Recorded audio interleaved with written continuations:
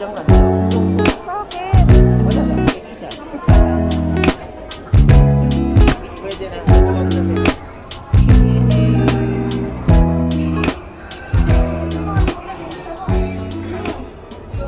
Masaya dito. Sa marami. Anda. So, ayan, nakapanik na kami sa unang escalator. And papunta na kami sa pangalawang escalator. Papasok dun sa showroom nila. Showroom. May bibili ba tayo? Tingin lang. Pag may mura.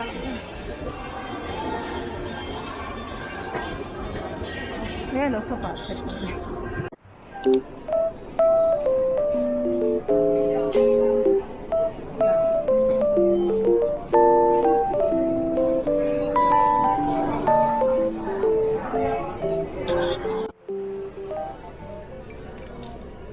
And eto na nga guys, nakapasok na kami. And pasensya na sa sobrang medyo dim yung light. Syempre para cozy yung ambience.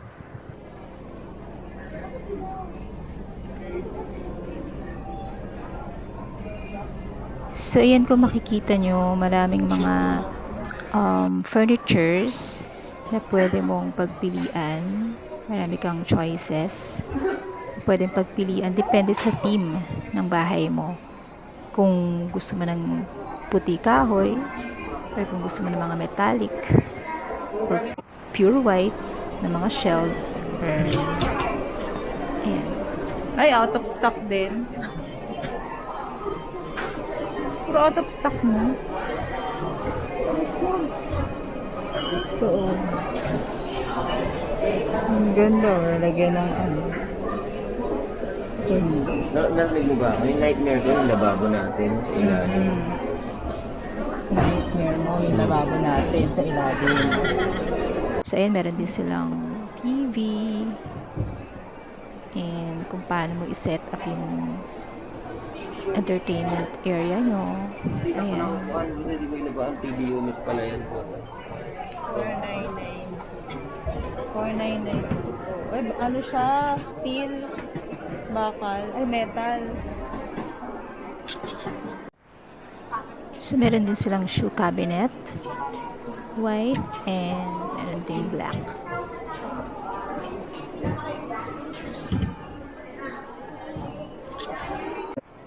And ang pangarap kong salamin na whole body.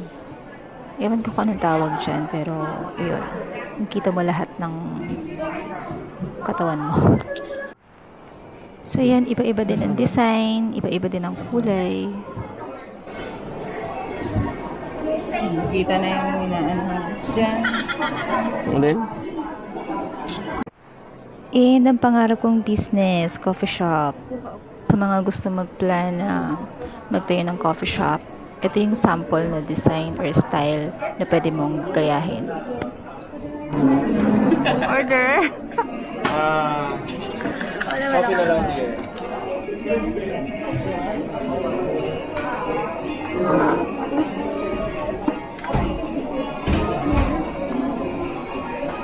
Cheers. Okay. Cheers. Hanap na idea sa business natin. Dahil coffee lover kami mag-asawa, kaya pangarap namin magkaroon ng coffee shop. Sarap talaga kape. Oh my God.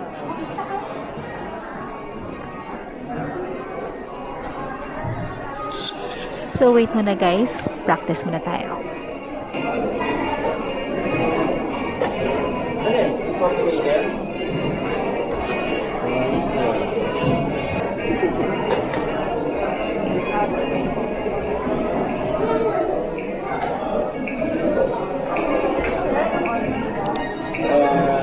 Meron ng kabiyagan ka.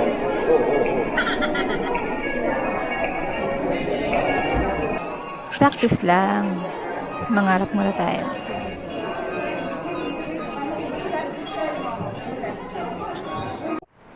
Dining chairs. So, ayan. Marami kayong pwedeng pagpilian. Color and design. Ayan. Tingin-tingin lang tayo ng price. Marami silang style ng mga dining chairs, in fairness. I think para to sa mga may mga balcony. Oh my God, pangarap ko ito sa banyo namin. Itong sink na to na may organizer sa baba. Or cabinet sa baba. Ganito.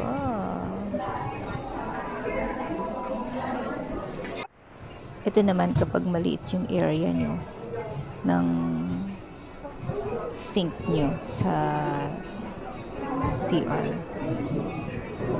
Pwedeng-pwede to sa mga small bathroom. Ito siguro lalagyan siya ng mga stocks ng mga toiletries. Ayan. Cabinet. Ang cute ng bedroom para sa mga may anak na babae na pwede sila mag-share ng room. Ayan, may study area. And may isang bed na pwede sila mag-share. Ganito. Ito naman solo bedroom. Para sa girl na anak. Ayan, ganda ng design. Green naman siya. Kanina parang pink. So, ito green and pang solo lang siya. Para sa mga isa lang din yung anak na babae or solong anak. Perfecto. Ang lamig lang sa mata, no? Green. Nakaka-relax. And may storage sila. Parang cabinet talaga ng mga clothes nila, underwears. Ayan. So pagkatapos namin sa showroom, dito sa baba ay mga pilihan ng mga items or small items na pwede mong gamitin sa bahay. Mga utensils, mga kung ano-ano. Hindi na kami pumila dun sa famous meatballs nila. Nag-ice cream na lang kami kasi sobrang haba ng pila. 20, dalawa. Syempre, don't forget to sanitize.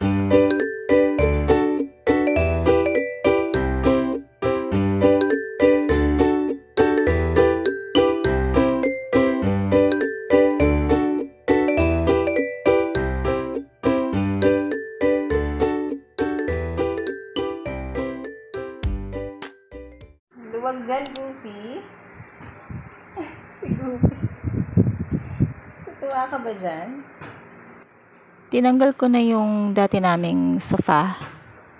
Papalitan ko na kasi bumili ako ng leather naman para madali siyang linisin at isanitize. Tsaka medyo malaki siya. In-order ko lang to online. Nakita ko lang siya sa Facebook. Ang location niya ay Antipolo. So legit naman siya. And trusted naman and marami naman nagpapagawa sa kanya and magaganda yung reviews. I-slide.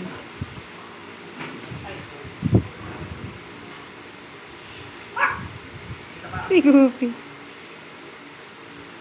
Yan.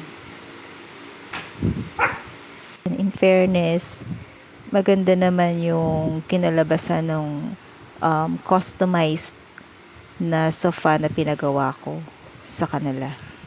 Kasha ba?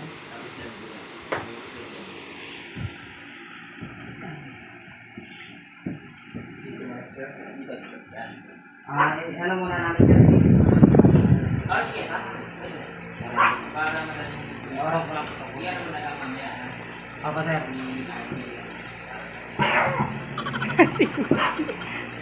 Bilit mo na natin. Oh, baka hindi maipasok eh. Sige, okay lang. Sige, pasok mo.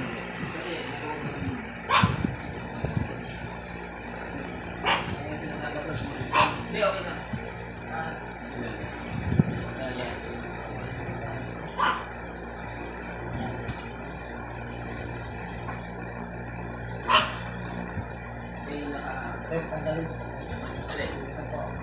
Ay, baka yung ano. So, ito na yung pinakustomize kong leather sofa sa Antipolo. Pagawaan mismo to. Problema ko lang kung paano siya magkakasya sa sobrang laki dito sa bahay. Next naman ay bumili kami ng bagong refrigerator dahil ang ref namin sa bahay ay 19 years na namin ginagamit. Since kinasal pa kami, regalo sa amin yun. Yun ang ginagamit namin hanggang ngayon. Diba? Maganda tayo na. Makakarabili na ako ng marami-raming sampalok. Ito yung ano, grabe. Ito yung pangarap ko. Makabili ko ng dalawang. Parang hindi kakasya yung Tupperware din. Bibili na tayo ng bagong Tupperware. Pangit na yung Tupperware natin dyan. So guys, ito yung pangarap kong ref na nasa ilalim yung freezer. Kasi nga, mahirap pag maglilinis ng freezer nasa ibabaw, mababasayang sa baba. And ang maganda dito is nakahiwalay talaga yung freezer dun sa mismong fridge. And dahil inverter siya, hindi siya magastos sa kuryente. Kahit magkahiwalay yung freezer sa fridge. Habang pinaprocess yung delivery, nakapagbayad na kami and pinaprocess na yung delivery niya within today, kain muna tayo.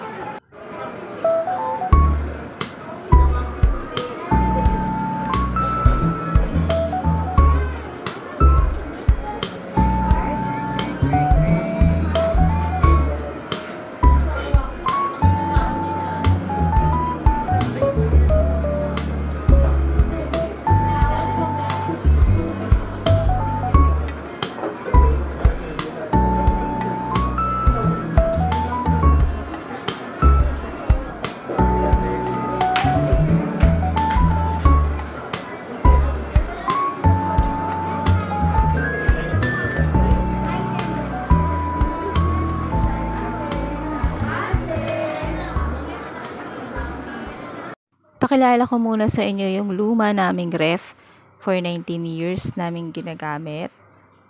Regalo pa sa amin yan nung kinasal kami, and since then until now, itong ginagamit namin. So, nagpalit na kami ng inverter and mas malaki siya and mas tipid sa kuryente. So, ayan, tour muna tayo sa luma naming ref. Sobrang disorganized and wala nang ilaw.